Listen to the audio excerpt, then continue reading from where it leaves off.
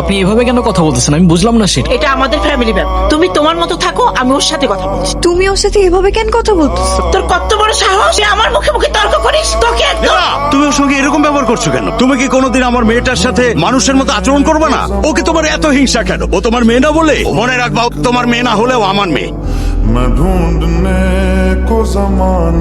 আমি আপনাকে কিছু জিজ্ঞাসা করতে পারি? আমি জানি তুমি আমাকে কি জিজ্ঞেস করবে। নীলা হিয়ার সৎমা। হিয়ার মা যখন মারা যায় তখন খুব ছোট। মায়ের অভাব পূরণ করার জন্য আমি নীলাকে বিয়ে করি। বিয়ের আগে আমি বলেছিলাম হিয়া যেন কোনোভাবে ওর মায়ের অভাব বুঝতে না পারে, কিন্তু আমি বুঝতে পারিনি যে সবার শ্বাস মিথ্যে হয়ে যায়। তাই বলে উনি হিয়ার সাথে এরকম ব্যবহার কেন করবেন? গায়ে হাত তুলতে যাবে? আমি জানি না কিসের ক্ষোভ ওর উপর, আমি বুঝে উঠতে পারি না। হিয়া আপনাকে খুব ভালোবাসে আঙ্কেল। মেয়েটার জন্য আমি কিছুই করতে পারলাম না রুশো।